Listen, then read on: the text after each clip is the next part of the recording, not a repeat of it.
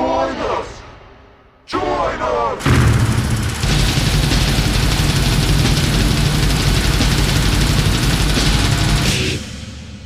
Hello everybody and welcome to episode 7, I believe, of the Shadow Cult podcast. I have no idea why I sound like Russian French. Why am I messing myself up? Anyways, so episode 7 of the Shadow Cult podcast. And of course it's myself, Scott, and Walt back at it once again for another pay-per-view review. This is the third out of 4 June-oriented shows we're doing this month. We got one more left in the tank, Great American Bash 1990, but that's next week. This week, we are talking arguably one of the best pay-per-views of 2001, WWF King of the Ring 2001, from East Rutherford, New Jersey. Oh boy. So, good place to begin, as we always do at the beginning of these shows, kind of talk about where the business was in 2001. And holy crap, a lot happened in 2001 is an understatement. Yeah. 2 months prior to this is when WWF owned wrestling. WCW folded and ECW folded. And March 24th, I want to say, kind of rings in my head. Somewhere in that time frame was where everything kind of went down and Vince bought up WCW. The number varies depending who you talk to. I mean, there was talk it was 4 million, 3 million, 2 million, whatever.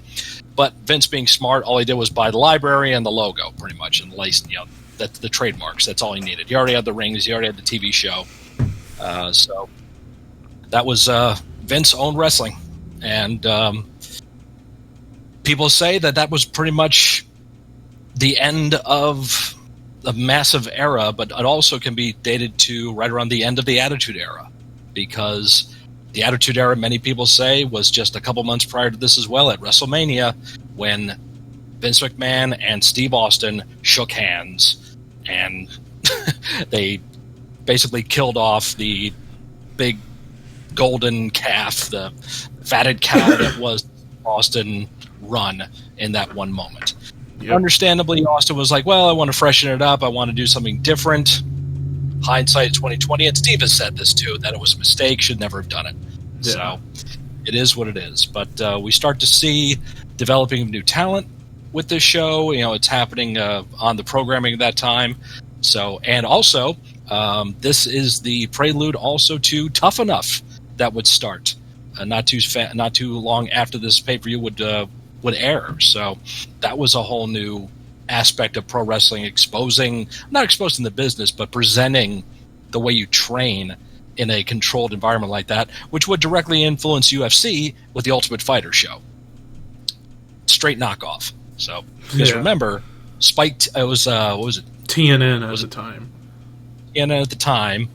I think it was, because one network wanted to buy Tough Enough. They couldn't get it, so I think it went to MTV. Yeah, I think that was it. And then Spike TV developed The Ultimate Fighter in retaliation for not getting Tough Enough. That's how the shit goes now. Yeah. TNN's got pop. Yes. Rollerball. Actually, I think Ultimate Fighter was on Spike. Actually, no, TNN was Spike. It became Spike. Yeah, essentially. So, excuse the water spot on my shirt, but I was trying to get something off. I'm excited, folks. Actually, it's hotter than hell at my state. That's why I'm in a different environment. I'm in my living room. That's where the AC is. So I'm not in my office where my cool posters are. I got the Wall of Fame behind me. That's about it. Yeah. But, of course, one last thing to keep note of with this show. This was where we saw the true beginnings of the big angle of 2001 that many folks, and myself included, feel was one of the most missed opportunities, one of the worst angles in the history of the company, the invasion angle. we could talk more about that if we ever decide to do a retrospective of the invasion. And maybe a rebooking the invasion video, which that would be quite a video, to say the very least. I can't top that, so. And a bunch of people. Adam Blampier's done it. My buddy Whale Pro Wrestling has done it. A lot of people have done it, but I wanted to see how you guys and how I would go for it. But that could be an episode in July, possibly, since the invasion pay-per-view happened in July. So it could be an idea. We still have to plan out July, anyways. Yeah, so and luckily, by this time next week, the new computer will be here, and the quality of the show will be going up. Yay. But anyways, so now that we talked about where the business was at the time, ratings-wise, still doing strong, because wrestling was still hot, but not as hot as it was in the year prior and beyond. And, yeah. So as far as King of the Ring statistics... So, King of the Ring 2001 at East Rutherford, New Jersey, had an attendance of 17,777, sellout with 16,024 paid, live gate of $1,132,395, merchandise sales at $131,673, pay-per-view buys $445,000. Now, compared to the rest of the pay-per-views from 2001, King of the Ring was actually the second highest attended pay-per-view. WrestleMania was first. Livegate was the second highest. WrestleMania was first. However, King of the Ring was actually the fifth lowest bought pay-per-view. Vengeance was the lowest.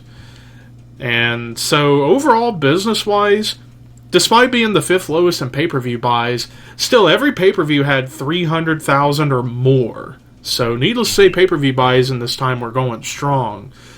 Second highest attended, second highest live gate. This show did bank as far as business for an arena show, competing up against a stadium show of WrestleMania that did the crazy numbers they did. It is pretty remarkable. So, what more can you say about it business-wise? But now, it's time to talk about the show itself. And let me do my... your little statistics. I always forget, but... That's okay. So, yeah, these are just the fun little elements of the show I like to throw in here, too. So let's take a look at what we're calling King of the Ring 2001, Ride the Lightning. We have, on this pay-per-view, we have Pyro. A lot of Pyro. We have a great opening package. We have a giant electric chair. We have blood. We have lots of chops, 7 German suplexes, 4 spinning heel kicks, 3 ankle locks, 3 spears, 3 eyes, 3 Dudleys, 3 low blows, 3 walls of Jericho, 3 holy shit chants, 2 clips from WWF New York,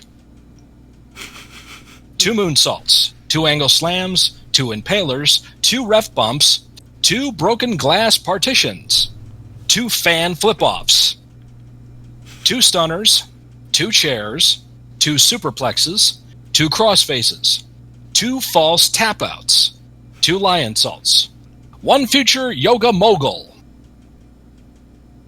1 future captain of charisma, 1 unprettier, 1 rattlesnake, 1 star of Texas Chainsaw Massacre: The Next Generation. I did that for Walter.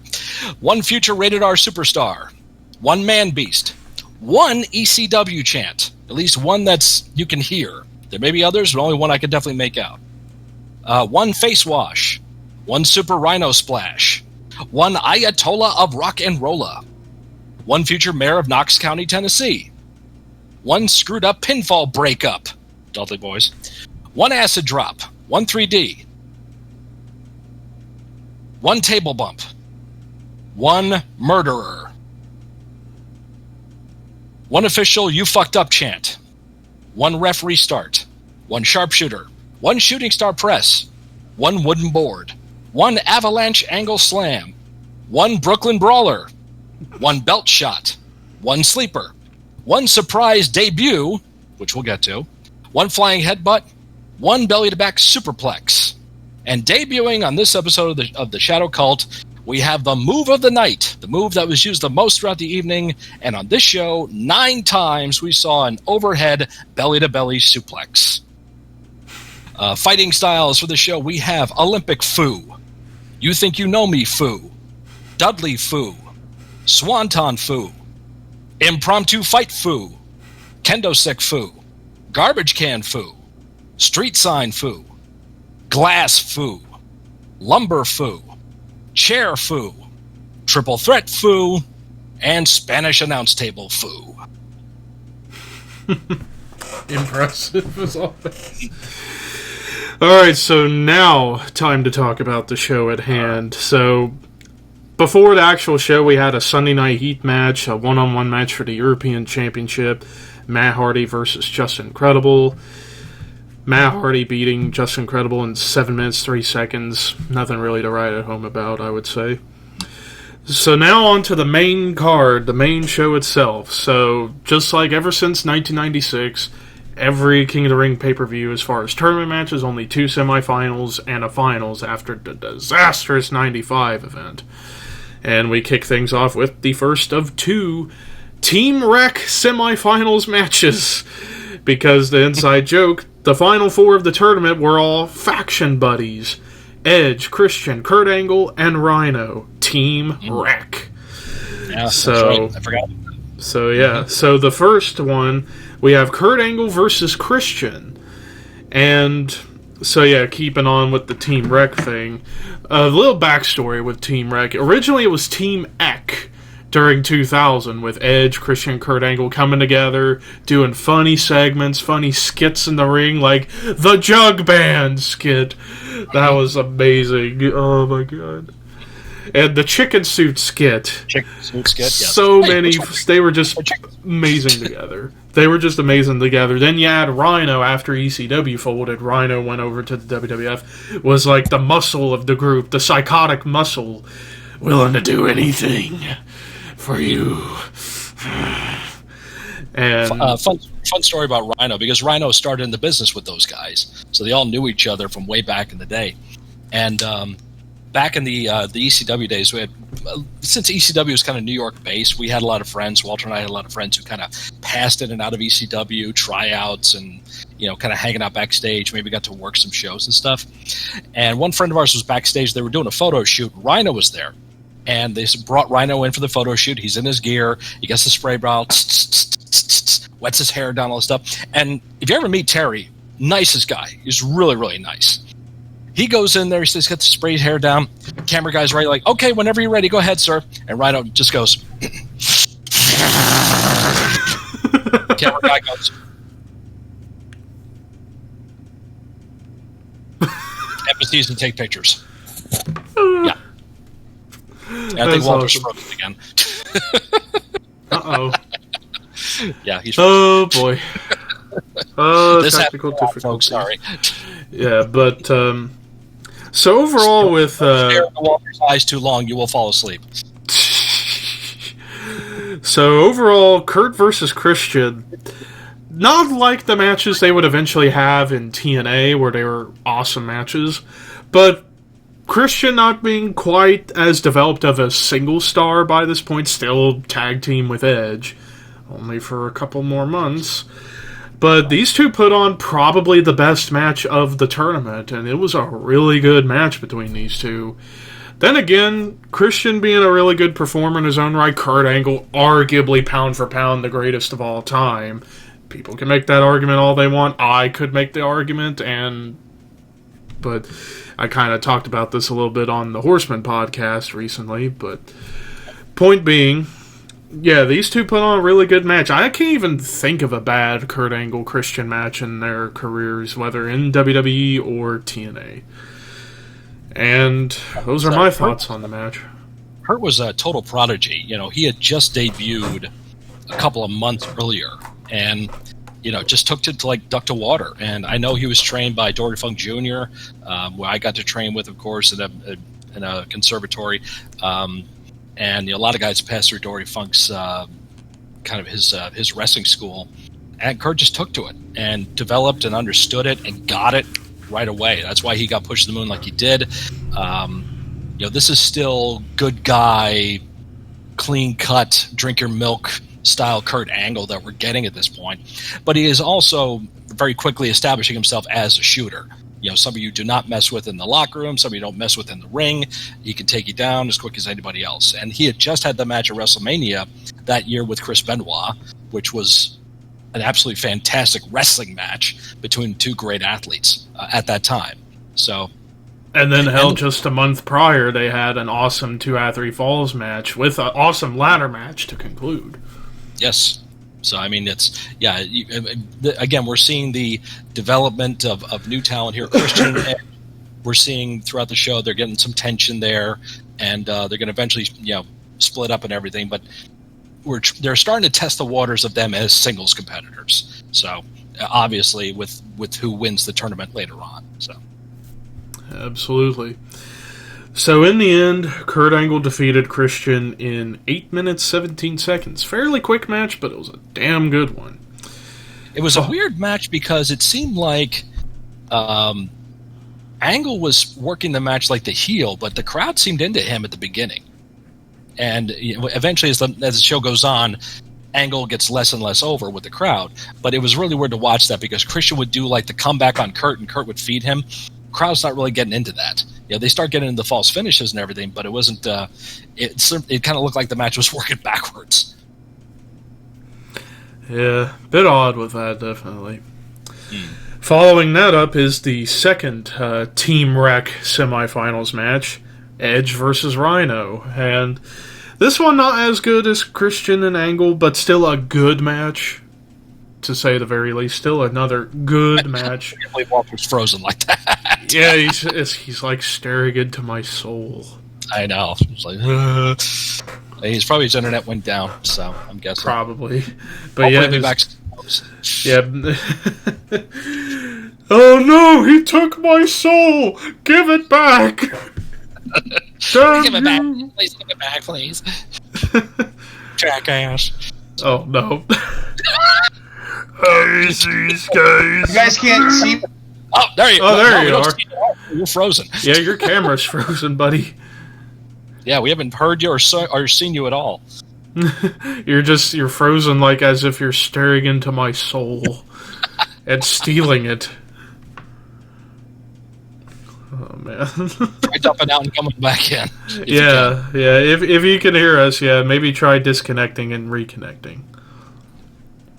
But but Edge versus Rhino, good match. Nothing spectacular, of course, but a good solid match for the two of them. Edge defeated Rhino in 8 minutes 52 seconds.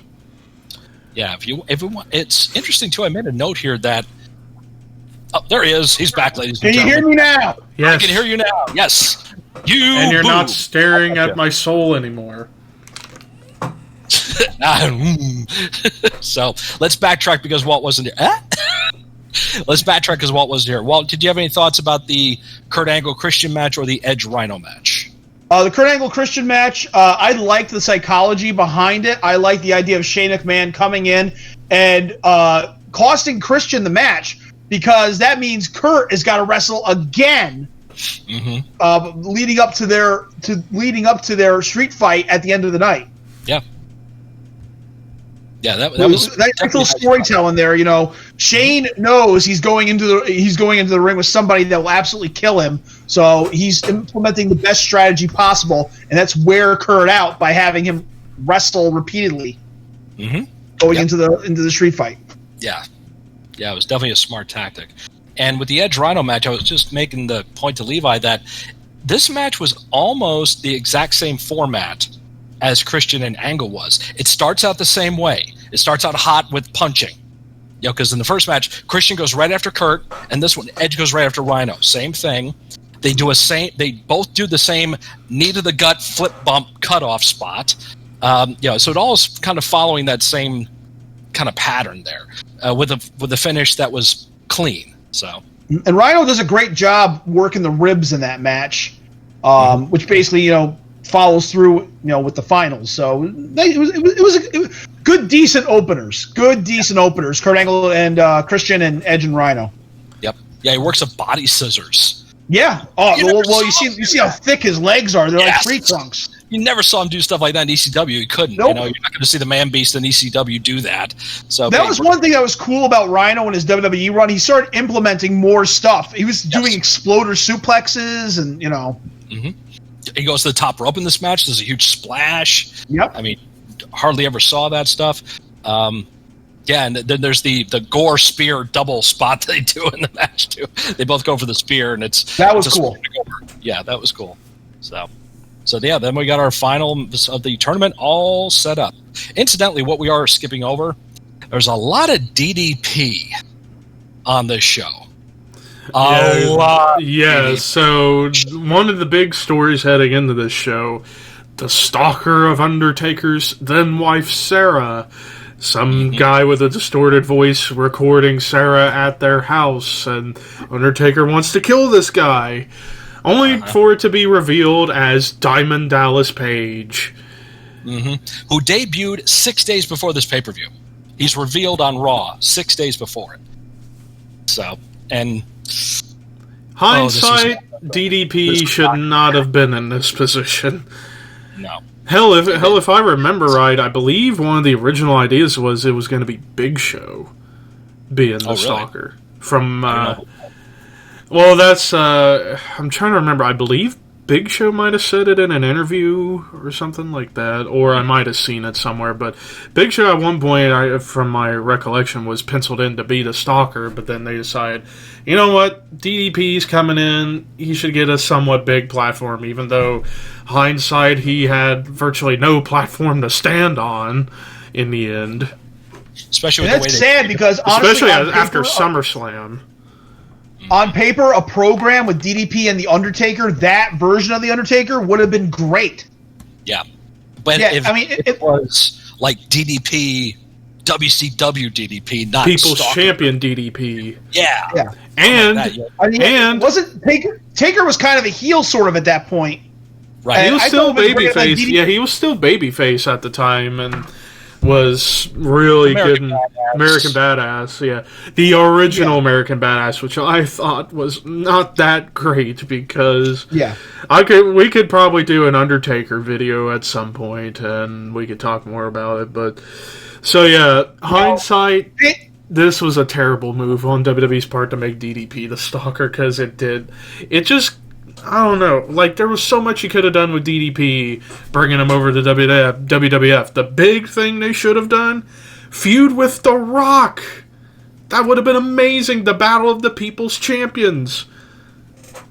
It would have been, that story writes itself. They could have done that, but we didn't. DDP was a good heel, but way over as a babyface in WCW. Yeah. If they brought him in as a babyface, let's say like out of nowhere he runs in and hits somebody with a diamond cutter, place would have been on their feet. Absolutely on their feet. If it was a top heel or somebody like that. Austin. Yeah, if he hit Austin with a diamond cutter, Austin was a heel at that point. Yep. If he hit a diamond cutter on Austin, fucking place would have lost it. Lost it. Because when they brought him in, it's like, you're not that Diamond Dallas Page anymore. We don't want that DDP here now. You're a new DDP. Yeah, because it wasn't Vince's. The DDP organically got himself over in WCW, Right. and Vince doesn't want to capitalize on something he did himself, or he didn't do himself. Excuse me. Yeah, that's a big problem with this entire invasion angle. Oh, Vince, you can't let those guys get over because, you know, we're the standard bearers. They're those wrestlers. We don't want those There's wrestlers. a lot of problems with that invasion angle. But that is another story. That is a possible another video for next month. Yeah, I think that might be happening, yeah. Yeah, now I think that's going to be officially penciled in now. Revisiting the invasion, rebooking the invasion. Oh god, I'm going to have some work to do on that when we get there. But Me too. Oh god, Scott and I rebooked that invasion so many times thanks to Total Extreme Wrestling. Yes, yes. Shout out to Total Extreme Wrestling. Grey Dog Software. We would go on there and we would book. We would like rebook that invasion angle to the T. It was insane. You had to go into the settings of the game and like give yourself $50 million and set yourself up with TV and pay-per-view and everything, like steal everybody from the major companies and just start. That reminds me of the new Auto Sim game that I've been playing on the channel, where it's basically the same thing but for racing. Even though I need to make this note real quick, YouTube, why would you remove that stream for being, quote, inappropriate? I just only had a bikini pic. That was it. Nothing else. What the hell? But anyways, that's a... You didn't play any music in it, did you? No. Because I've had live streams removed because I played music. That's why anytime I play music on streams, I remove the streams immediately after. To play it smart. But if you do too many of them, YouTube nicks your channel, so... But anyway, regardless... Make sure to subscribe. Yeah. But back on track. So next match, the first championship match of the night on the main show for the WWF Tag Team Championships. Champions the Dudley Boys versus Kane and Spike Dudley. I just have one thing to ask with this match. Why? We had the same thought, because what in the hell happened? It's like Kane went from teaming with The Undertaker, becoming Intercontinental Champion, to now teaming with Spike? He was a mystery partner. They had to get he was somebody that Spike handpicked. It was a one-time thing, and one-shot deal. Gives Kane something to do on the card. Fun story. Walter was involved with this too. This is the year I was booking a promotion in Vermont, and several months prior to this, I had booked Little Spike Dudley to be on the show because ECW was folding up, and a lot of the guys in ECW were starting to take bookings. Spike had a website at the time with a very active message board, and you could talk directly with Spike through it, like a glorified chat room. And I messaged him. I said, "Hey, I got a show. Are you available?" He said, "Yeah." He told me what he wanted. It was very reasonable. Gave him the info. And a week before our show happens, which is March of 2001, he showed up on Raw. And immediately after he did the run-in, and I called you immediately after that. I'm like, dude, what's going to happen? I don't know, man. I don't know. So, because it just happened. So I messaged him. I'm like, well, I guess I just lost my star or my guest on the show. He's like, yeah, I'm sorry, dude. I couldn't tell anybody. I had a kayfabe, but Little Guido's taking all my bookings. So if you want his info, I'll give it to you. So I did. Called Little Guido, booked him on the show. He got to work a friend of mine, and they had a tremendous match. Our buddy Matt Knowles, HC Loc from ECW, the Extreme Official, former Ring of Honor World Tag Team Champion. And Loc will tell you that was his breakout match. So yeah. I'm glad I got that to give Loc that opportunity. So Spike was booked, but just missed the opportunity to meet him. I did meet him a couple times though, and really nice guy. So I'm glad he became Mr. 2CW. Yes, he did. He was pretty much the godfather of 2CW. So he does have an upstate New York connection. Yeah, 2CW Squared Circle Wrestling. It's a promotion kind of like Brody Lee came out of that promotion, and Kevin Owens. Kevin Owens is with wrestled there. AJ. Kenny Omega, the Young Bucks, the Dudley Boys. A lot of guys passed through that. Dudley Boys promotion too. So there's a lot of recognition in New York, upstate New York wrestling. So, yep. So yeah, this tag match. Interesting. Bubba Ray Dudley says this in an interview that he felt the one guy he never had good chemistry with was Kane, and you can see that in this match. Timing is off between those two. Devon and Kane, fine. Bubba and Spike, fine. Bubba and Kane, just a little off, just not as smooth. So, and definitely the match definitely suffers because of that, no doubt about it. Mm-hmm. But in the end, Bubba and Devon defeated Kane and Spike in 8 minutes 52 seconds to retain the tag team championships. Yep. The thing about the match, I'm going to put a positive though, is the Dudleys make it a point to get Kane, to disarm Kane and get him preoccupied so they could put the boots to Spike. And that's pretty much was the finish. There was Spike had the upper hand, but he goes for the Dudley Death Dudley Dog. Dudley Dog, thank you. I call it an acid drop because that's what it is. Acid drop. There you go.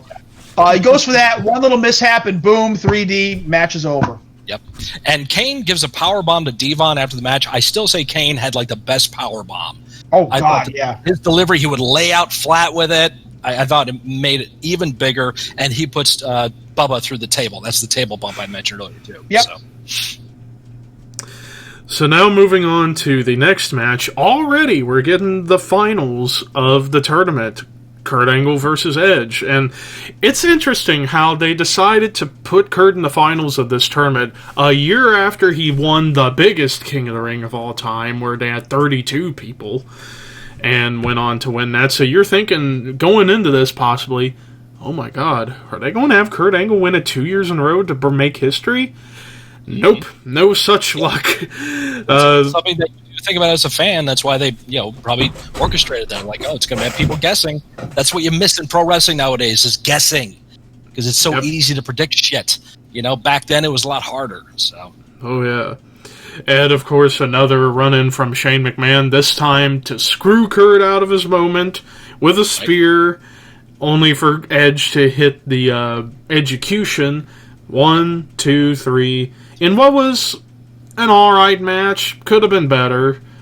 The crowd comes back at the end. The crowd is very quiet in this one until they start getting into the fall season, start moving things, get things going a little faster. Then the crowd starts getting back into it, and they popped at the end. So you also got to remember, Kurt's got a lot of work ahead of him still. He's not done yet. Exactly. So you got to pace yourself. Yeah. They had a good match for what it was worth, but they couldn't go all out because... Yeah. Right. One of the guys is not done yet on this night. Mm-hmm. Yep. But in the end, it was a good moment for Edge to kind of begin his very, very, very slow rise to main event status that would come to fruition 4 or 5 years after this. Yep. So Kurt Angle... In our town. In our hometown. Yep. So Edge defeated Kurt Angle in 10 minutes, 21 seconds. So that's pretty much the first half of the show. Now we've reached the second half, and we kick off the second half with the second of 3 championship matches of the night for the WWF Light Heavyweight Championship. Hey, remember when the Light Heavyweight title was a thing? Yeah. I didn't either. Anyways. That was very D. Snyder of you. Hey, coming up next on the show, we're going to have a light heavyweight title match. Remember that title? Me neither. Champion Jeff Hardy defending against X-Pac. Which, I completely forgot Jeff Hardy had this title. Me too. I forgot all about this match ever happening. Yeah. And it's funny, with X-Pac, talk about a huge changeover from the previous year where he was still in DX, kind of not really. Now he's got his own group, X Factor, with Justin Credible and Albert, which I can remember at one point X Factor was actually was getting taken a little seriously. You had X-Pac going for the light heavyweight title, Albert getting the Intercontinental title. Only Justin Credible didn't really do anything in X Factor, but you would have thought X Factor could have led to something special, particularly for Albert, because he was obviously becoming the focus of the 3 after all he had the bigger title. But nothing really came out of it in the end. I mean, of course, WWE does not base their pushes on reflective history. Justin Credible was the only guy in that group that was a former world champion. In a different promotion, obviously. Yeah, of course. But yeah, true. And that didn't matter. No, that is, again, like the DDP scenario. That's who you were over there. You're not that here. Here, you're something different. And it's sad because I thought Justin Credible was a perfect addition to an Attitude Era roster. Yeah, if they had let him be ECW Justin Credible with the attitude and everything else that he had going for him, absolutely, he would have been a major player. But he just became PJ, And again, another lovely individual too. Another lovely guy. Yeah, great guy. And with this match too, people forget the influence that X-Pac has on the light heavyweight, lightweight, cruiserweight, whatever you want to call it, division.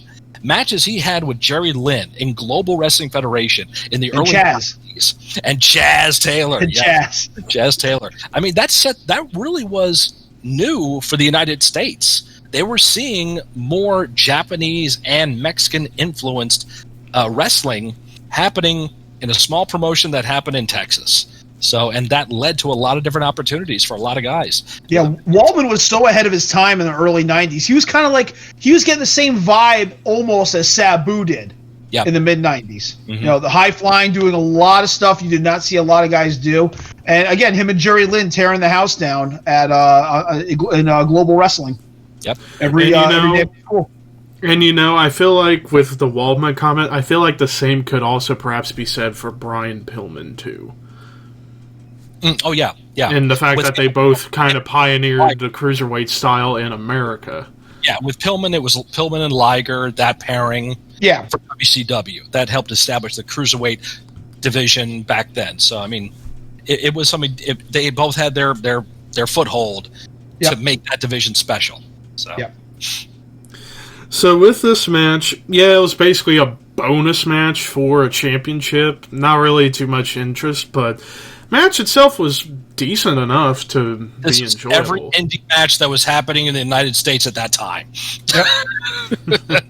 and also, Jeff Hardy at that time was still not fully grasping psychology.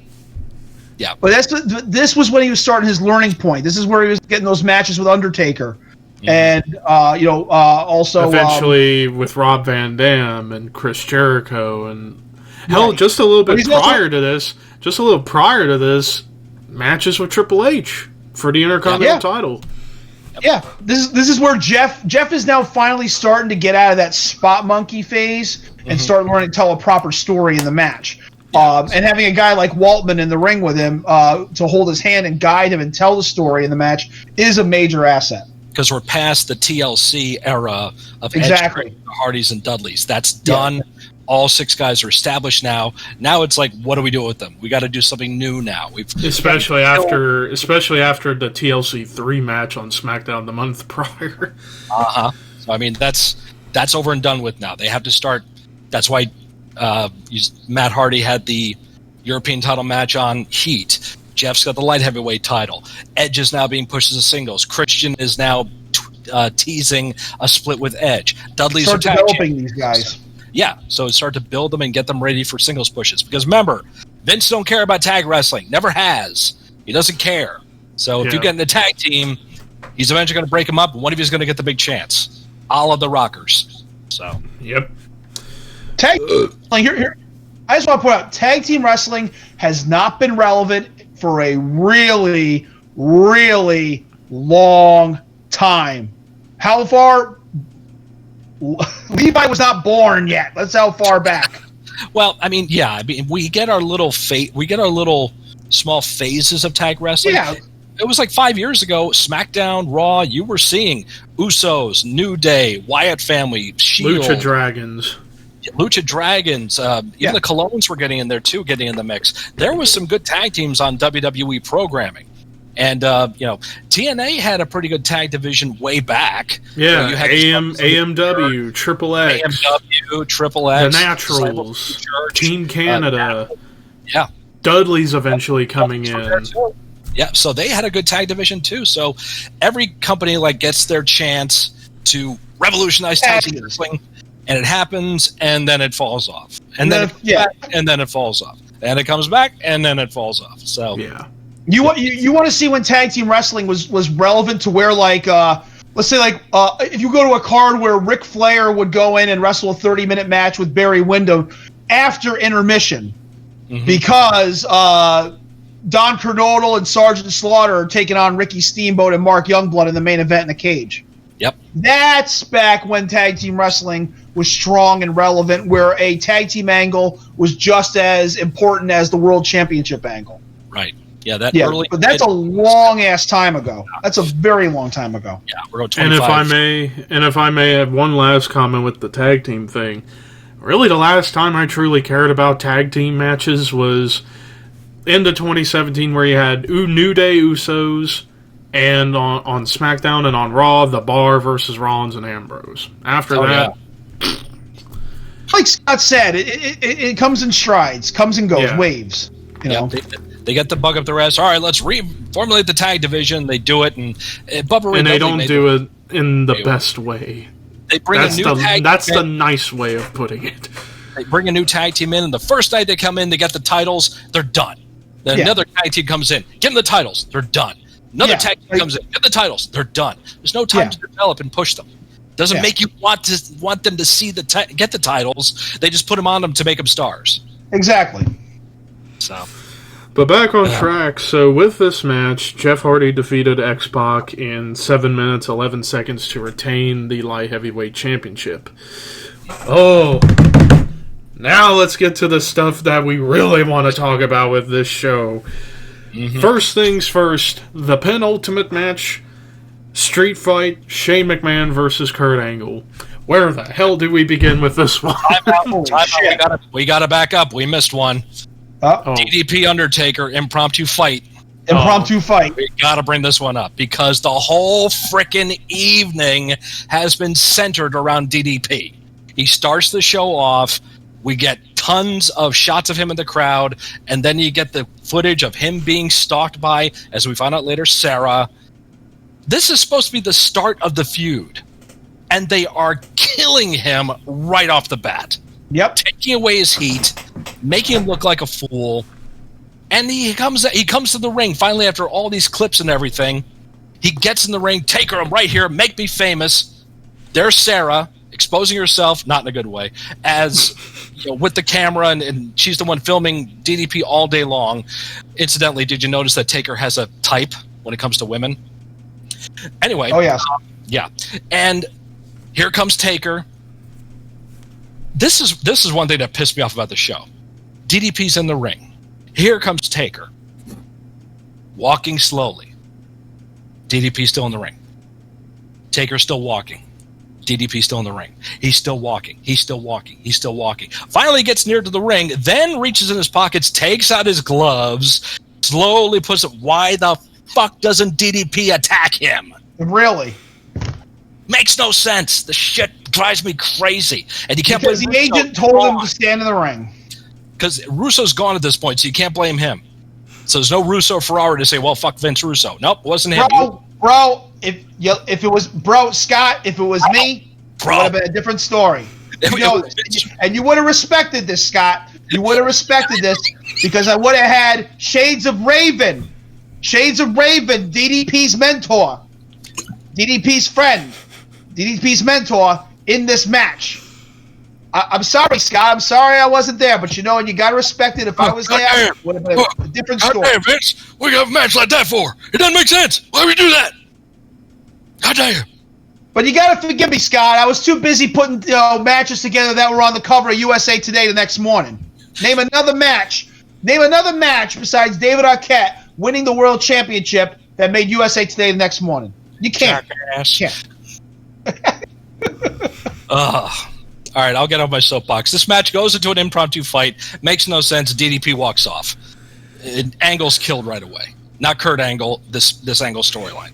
And then they bury a little further in the coming months. And granted, Taker didn't really like working with DDP because the rumor was that he would just look at DDP like, you fuck up every single night, don't you? And he did. It just did not work out. It was just a bad streak of luck for Paige, and it sucks, too. It was...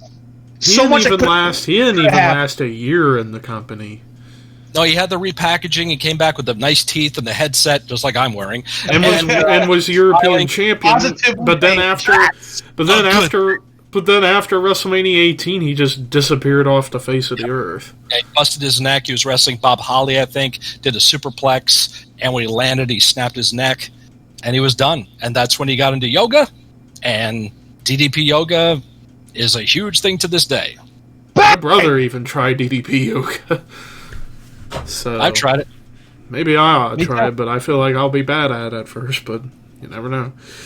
Now let's talk about the real thing.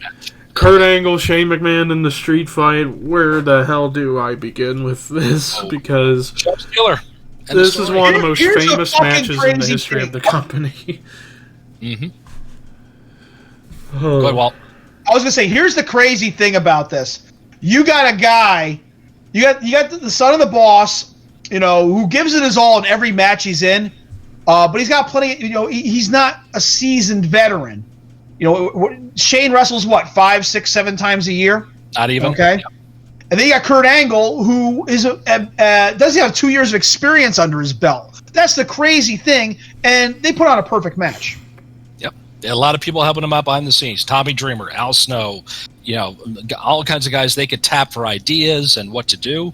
As far as like getting them ready for them to have this match. Not like saying they were planning it out for them, but they were giving them ideas and feedback on what to look for, what to do. And it goes out there. And both guys work their gimmicks. Shane is not a wrestler.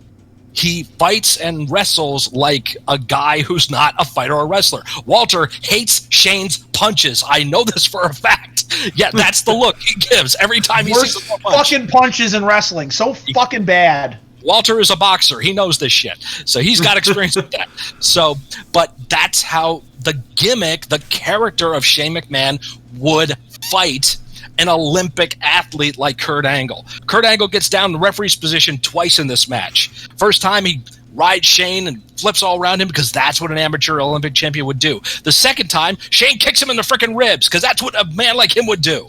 So that's the great thing of this match. They work their characters so well. And they kill each other. Yeah, and speaking of killing each other, we about had a murder on this night because of logistics issues. So the story goes that when they were going to do the belly-to-belly overhead suplex through the glass, it was supposed to be sugar glass. Easy to break, tasty, delicious, no harm, no foul. But Vince accidentally installed plexiglass. It wasn't accidental. It was because of the pyro. Because during the pyro, sugar glass would shatter. They had to put plexiglass in there. So it wasn't like... it was just a logistics thing.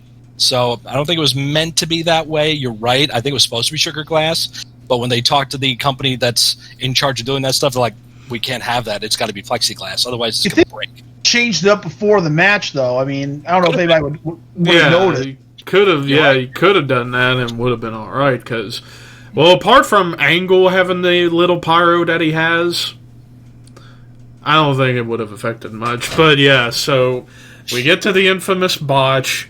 The overhead belly-to-belly into the glass. Doesn't break. Shane lands square on his fucking head, concussing him badly.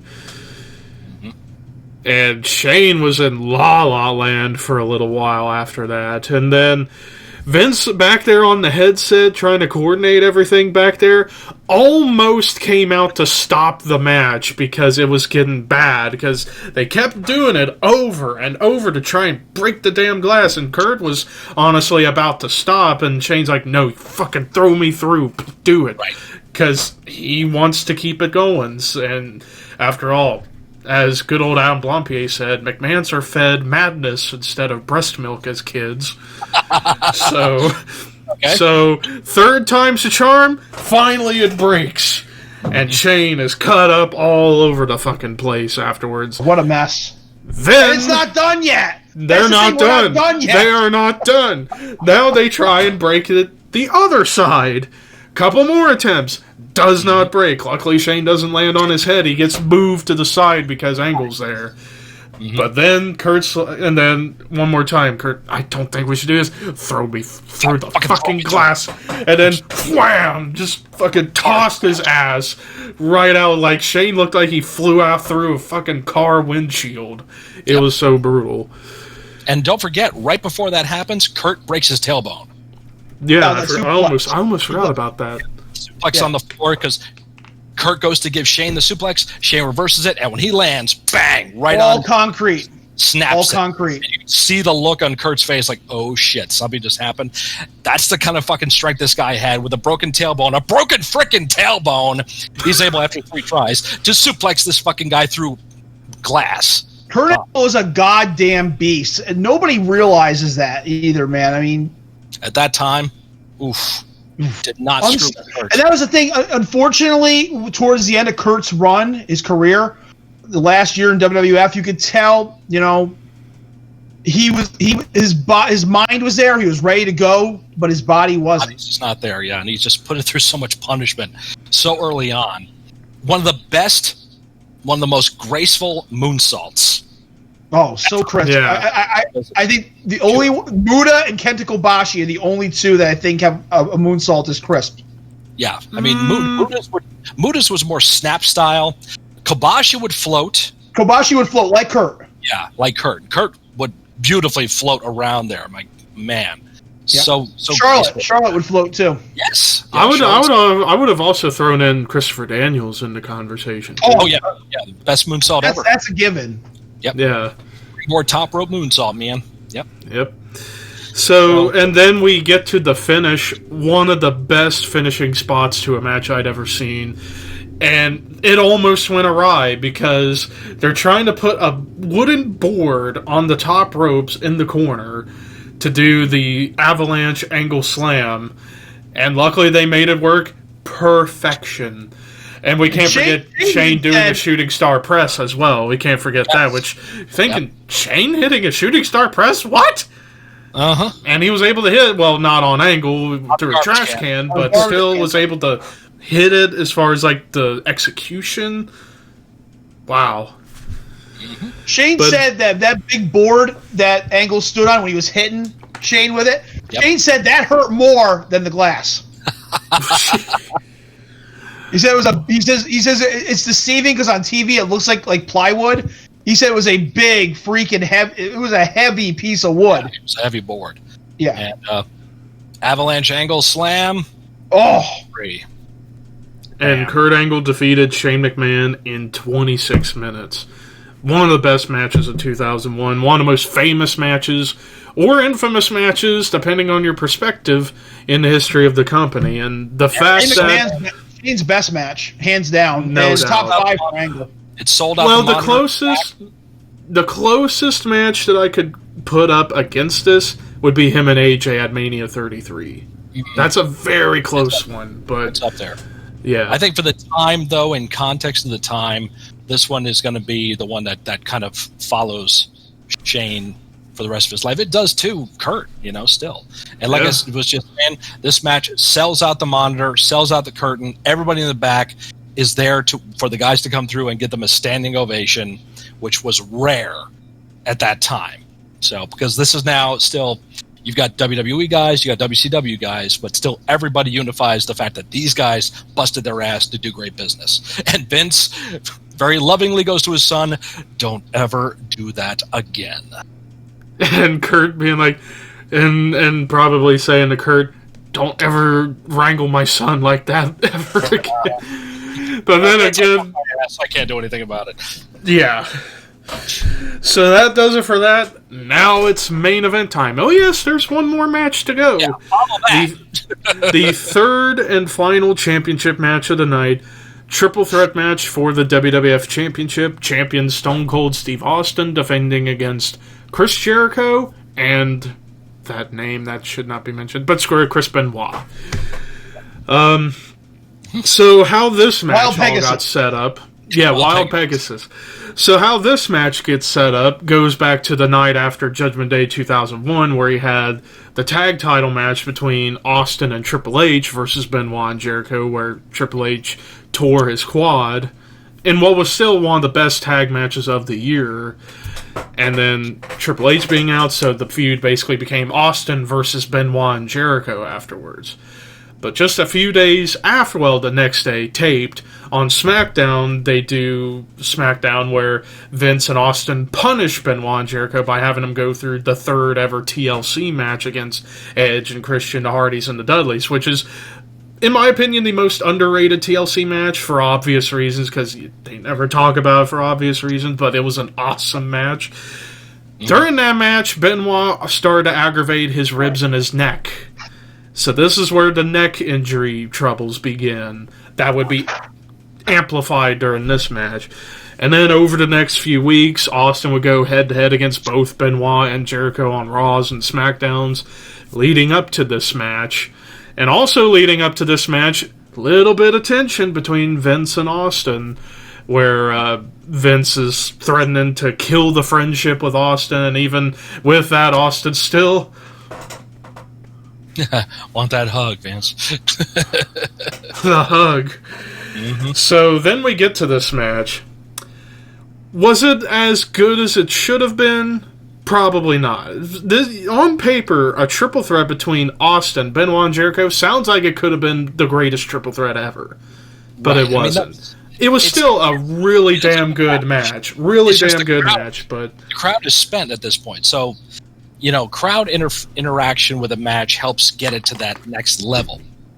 Even without that, this is still a good match. They're still busting their ass. They work their asses off, work so hard. Lots of Germans, and Jericho takes 2 superplexes in the match, and Austin takes a big beating. So, yeah they're busting their ass. And I brought up, this was the match where Benoit officially injured his neck and would be out for 13 months, roughly, after this, which is brutal. It's kind of hard watching this match back because of what we know with Benoit's neck and stuff like that, and how you could tell in that match how much pain he was in. Especially after that superplex with Jericho. I feel like that was what did him in, was that spot. And that's where he ruptured the disc, which fragmented into his spinal column. I heard that so freaking much. So on the DVDs, on the Don't Try This at Home ads. Yeah. You heard her too. You heard cool. I thought Shane might have been knocked out or dislocated my right shoulder. I think I broke my tailbone. I thought I ruptured a disc, which fragmented into my spinal column. Careers ended in an instant. Yes, this is entertainment, but the hazards are real. How's he even able to stand? Trainers EMTs, referees down. Whatever you do. Yeah, the problem was it followed such a fucking crazy match like Shane and Kurt. But the weird thing is, the 3 guys involved, you think they would have been able to pick up the load and deliver, and they did. It was a good match. It was a solid match. But people were it was almost kind of like, almost, not quite, but almost the same level as Rock and Hogan with Jericho and Triple H following up. Mm-hmm. Yep. Yeah. And then, of course, the other moment of this match, the moment that kicked off the worst thing of the year, Booker T making his debut, coming in, back suplex Austin through the announce table with the monitor still on, which was a big no-no, because Austin broke 3 vertebrae in his back from that spot. And this, I feel, was one of the big reasons why Booker got treated the way he did in the Invasion, because of this. Yeah, I mean, as punishment for injuring the champion. Yeah, I mean, you're brought in, and to Booker's credit, he could have stayed home and got paid a lot of money. Oh, no doubt. Same with DDP. Yep. But, Goldberg, Sting, Hogan, Hall, Nash, Savage, Flair took the money and didn't want to work. Who could blame them? Because they knew what they were going into.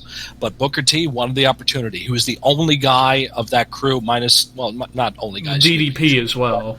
Yeah, so says, screw the contract, I want the opportunity. Comes in, he's going to make an impact, and back suplex. It was an accident. It was nobody's fault. Steve goes through it, slides there, hits the back of his head on that chair. It ain't ballet, folks. So shit happens, unfortunately. But it was a big surprise for that. But eventually, we got the kick-ass, grocery store brawl between at the end of the year and Booker, which is one of the best ever. So. Probably, in my opinion, the funniest thing in the history of the company. One of them, at least. I love watching it.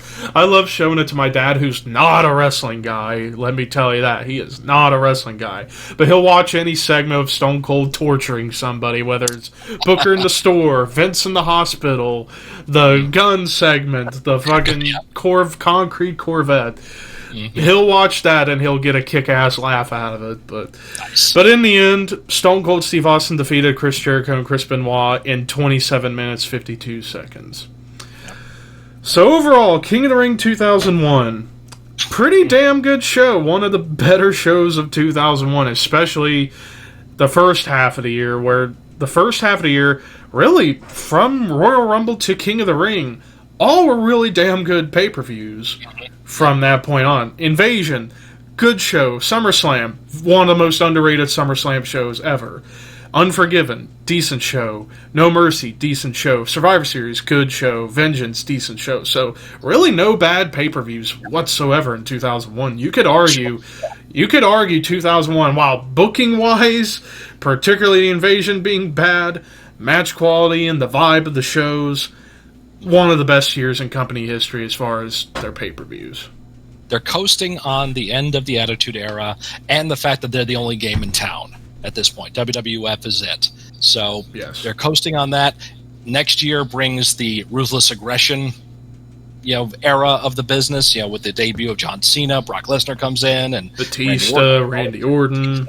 We see all those guys come in from OVW, and it was that transition period once again that we start to see the influx of new talent from WCW. The ECW alliance would be formed soon, and which leads to the Invasion and the Survivor Series and all the other crazy shit that happened that year. So, and then eventually we finally started to see some of the WCW guys come in, like Flair, then Hogan, Hall, Nash, Hennig, Dustin coming back as Goldust eventually. So it's getting there, but we'll talk more about that Invasion stuff next month. But in the end, really good pay-per-view. Now time for best match and worst match, and I think this one's pretty easy. Best match goes to Kurt Angle, Shane McMahon in the street fight. Worst match goes to the Dudleys versus Kane and Spike. Yeah, I'll go with that. Yeah. Not that it wasn't bad. There wasn't a bad match on the show. It's just that match was just kind of odd. Yeah. I mean, you could say, that tag match was not, it was there, it was good, but it was there. Even like Edge and Rhino was good. Was it great? Yeah, Angle and Christian was really good. Probably the best match of the tournament that night. Yeah. Edge and Angle were good. They got the crowd into it later on there. Even X-Pac and Jeff Hardy were good. There was one botch, big deal. And then the main event was really good, while it wasn't what it probably should have been, but still. So that does it for King of the Ring 2001. We got one last show to cover for the month of June, and it's our last WCW event for the month, Great American Bash 1990. We're going straight to the year after the classic 89 show to another classic show in 90. Yep. And now as far as other plans for July, well, apart from the massive Invasion video, we're going to talk about reminiscing it, how it should have been booked, all of this and that, and blah, blah, blah. Other ideas, we have to talk about that probably right after we get done recording this. We'll probably talk about it. So, but anyways, one thing I got to note out with Great American Bash 90, I know we're going to talk about in full next week. It is the final pay-per-view of one Mean Mark Callis. That's right. There you go. You will never see or hear from Mean Mark Callis ever again. Whatever happened to that guy? I don't know, man. I don't know. I keep hearing rumors. I keep hearing rumors that he'd been set on fire in a coffin. He had been run down in a lowrider. I don't fucking know. I don't know. May he rest in peace. Yes. But anyways, thank you guys for watching this episode of the Horseman Podcast. And we gotta plug our stuff, man. Oh yeah, I almost forgot. So for me, of course, check me out on YouTube, ThrashManiac99. Again, recently hit 3,000 subs. We're just 2 weeks away from the 10-year anniversary of the channel, and July is going to be a big month. Also, that by this time next week, the new computer will be here, and everything quality-wise for not only this show, but on my channel is going to be 100 times better, I would think. But anyways, follow me on Twitter, @ThrashManiac99, Twitch. Even though that channel is essentially dead, you can follow me on Twitch @ThrashManiac99. Scott? Of course, you can find me on my channel, Mr. Scott Reacts, where I do reaction videos. Please subscribe there as well. Also, make sure you subscribe to the Shadow Cult podcast as well, please. We would appreciate that. More content coming to you from this channel down the line. Like you said, once he gets the great, big, nasty, awesome supercomputer that's going to, give him, like, a lot of happy endings, because I guess that's what they do with computers nowadays. And perhaps more gaming content will start coming out on this channel too, like Minecraft, Tabletop Simulator, Gary's Mod, among so many others we could go. All for. that stuff's You know what's gonna happen? Because I know. Well, real quick, Walt. Because I know one thing we got to do on this channel: Uno the movie. Where we go on forever playing all the crazy rules up to 500 points. It's going to be rage-filled, and it's going to be amazing content. So I can't wait to do that. Playing that fucking thing. So anyway, you can find me on my channel, Mr. Scott Reacts. please make sure you subscribe there too. And you can also find me on Twitter and on Instagram under Mr. Scott Reacts as well. Go ahead, Walt. I would get back on Instagram, but they never let me back on for some reason. You can find me on Twitter at YourWaltBall and on Instagram at smoking_Walt_ball. You know what's going to happen when Levi gets that new computer? The first episode we get on here and log in, Levi's screen's going to show up, and it's going to be a red cylinder spinning around with yellow eyes, and we're going to start calling Levi Zark. Zark. Nice. Master Control. Master Control. It's a Tron reference, people, in case you didn't get that. So that's a movie, Levi. Yes. Yes. Okay. Way before you were born. Way before you were born. I was like 3 when it came out. I was 7 when it came out, for God's sake. Holy shit, you're old. Yeah, I know. I'm the oldest here. Hello. So. Well, Tom's not here, so. That's right. So I'm the eldest. Neither is Skip. Maybe we'll get him on. Maybe, you know what, now that I think about it, for the invasion episode, we should try to get some guests on that, because that will be insanity. Like Tommy and maybe a friend of mine or two. Maybe my buddy We Are Pro Wrestling will show up on that. I don't know. We'll see. But that's going to be an intriguing one. Also, make sure you find the Necrocasticon podcast. Me and Walter are part of that one, where we talk horror and heavy metal. Comes out to you every Monday on the Project Entertainment Network. And until next time, horns high, and we'll see you next week.